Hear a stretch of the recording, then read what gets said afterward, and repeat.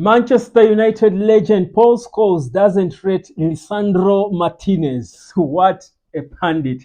Well, Man United is still busy trying to trim this squad. We do know a couple of players who are not going to be making it past the coming summer, but in this video, I'm not here to focus on those. I'm here to talk about those players that INEOS and Sir Jim has confirmed, has assessed and said, you know what, you're all good enough to be part of the new Man United era. These are Sir Jim's boys. Now, number one is the player that Paul Scholes, a legend of this club, one of the best midfielders the Premier League has seen, coming out to make a statement that whereas it's good and we miss Lisandro Martinez dearly, we play differently. The difference between how we play with and without him is day and night. He says he's good, but he's not a Man United defender type of player.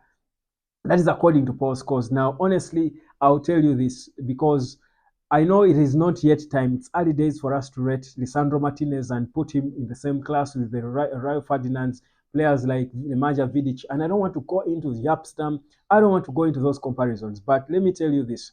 Lisandro Martinez is as good as any of those centre-backs was for Man United. In fact, for a modern centre-back, he's better than many of them because of his ball playing, his passing abilities. And, you know, he's short, but he's still a baller. All the defenders I mentioned were way taller than him. He defied the old talks that centre backs are supposed to be tall. This guy is perfect. And United has not been known for having many left footed centre backs. He's also defying that history. This guy is a baller. I'll tell you, he's a modern day defender, a modern day centre back, because most teams want centre backs who can pass the ball, who can play the ball, not just guys who are going to knock people around during aerial duels. This guy is short, but he can jump and knock balls better than anyone. He's at the ripe age. I think he's just turning 27. Lisandro Martinez has impressed INEOS. The only disquiet they had with him was whether he's also going to be an injury-prone player, or is he really a fit player? Will he give us minutes? Will he give us games? Because he could be play one game and leave. So that's the little disquiet they're trying to assess even up to now, and that will depend on whether he returns at the end of this month and how he performs when he returns. But if he goes back to the sick room, to the injury room, then that could change the whole narrative. But the reality is Lisandro Martinez is rated highly by INEOS, and he's on the list, the A list of players who are going to be staying past the summer, all factors constant. Now, the other player, of course, this is the one that INEOS do want to build the new team around, and there are debates between him and another. I will tell you about in a bit. But Mainoo is definitely one who represents what United is about: the academy, the youngsters, the future. And even if he's so good, and he's certainly one player who came in and had to play so many games to help us, stay afloat. He's looked at as a kid for the future project, and they're looking at building the team around him. So any manager who will come into Manchester United has got to be able to build his team around Mainoo. So he's that important a player, and they like the fact that the talks they had with him were good. The contract talks they had with him just recently, of course, they were halted a bit because INEOS was just coming in. They had to be halted, but Omar Berada as well has also held contract talks with his team. Of course, they are still ongoing, and they seem to be going well. So they like the attitude, they like the people around him, the people, because again, that's important. Most of these players are disorganized by the people around them, their agents, their family, their parents, and what have you. So Mainoo is in good hands. He's a beautiful character, and that's why you're seeing lately he's being fronted to be visiting the under nines, coming out to give make comments and statements. He's being slowly groomed as the face and the future of this club. So he's a very important player for the Sir Jim project. Then the other player that they are clearly interested in, of course, is Rasmus Hojlund. And honestly, two of these players in this list that I'm telling you are a big credit to Erik ten Hag, Lisandro Martinez and Hojlund. Now, Rasmus Hojlund, the striker, has been rated highly by Omar Beradan team. They feel he's hungry. He has got the character of that has been missing at Manchester United. And honestly, I mean, if you look at all strikers we've had, post the Wayne Rooney's and the Van Persies, really, we've lacked a striker who has had that hunger and character and and physique and age and everything. So Rasmus Hojlund is just that, and they feel he's certainly going to be an important player. They are looking to protect him lately from injuries. They're trying to do the best, for him to be able to flourish. And the other players as well, of course. So Hojlund is another very important player. And of course, the strategy or the plan for INEOS is to have core players in all departments. So you know that in the defense we've got Lisandro Martinez. In the middle we've got Kobe Mainoo. Mainoo is said to be the main guy in the middle. Forget about the replacement of Casemiro coming in as the main guy. The marquee midfielder United is going to have and look at is going to be Kobe Mainoo, the way we had Paul Scholes back then. So he's going to be our Kobe as the main guy they look at in the new project. Then of course up front you need a powerful striker, Wayne Rooney.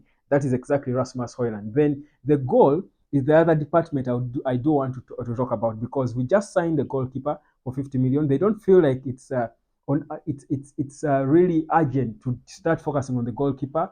They think they have agreed to give time to Onana. He has been improving the past couple of games. He has tried to put on performances. He's trying to show that he's world class. So they seem to be impressed with Onana for now. So they want to give him that benefit of a doubt. He has been here only 8 or 7 months. So really, it's understandable that he can only perhaps get better over time. So Andre Onana is definitely part of the INEOS project. They are so far not, I won't say impressed with what he's doing, but they are okay with the progress he's making. Guys, I told you it's not easy. Onana arrives in Manchester almost in the winter. I mean, very difficult, time in Manchester. At Carrington, where they train from, very difficult. So you need to adopt, honestly. He needs to adopt. So they do know it's going to take a bit of time, but they see the progress. So the direction and where we're headed is there. Well, it's now in the hands of Andre Onana to make it work, and most importantly, by next season. So very important, that.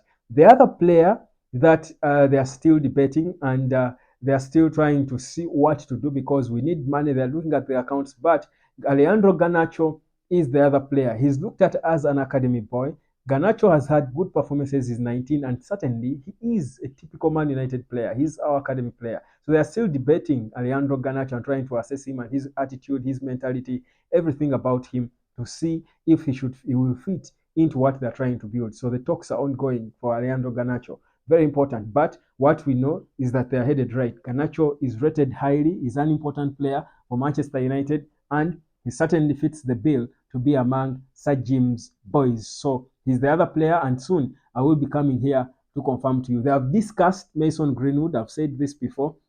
They have discussed him already. They are looking to wait for the end of the season, and now I think we are about to get into the decision phase of the Mason Greenwood situation. I think they're about to go into that phase, because the idea is to make the decision before the summer, before the season ends, because they don't want to halt his progress. You decide early so that he knows where am I going to go next, so that we don't get into the summer and the boy who has not been playing football is uncertain what exactly is going to happen with him. So Sir Jim is excited to meet him in person, in fact, and try to understand the facts and try to read him and see whether the boy is a good person. If he's not, they are going to, of course, come out with a proper decision. But it is possible that Mason Greenwood could be among the Sir Jim boys, among Sir Jim's boys. It's extremely possible, because the beauty is Sir Jim Ratcliffe is open to the idea of Mason Greenwood returning to Manchester United.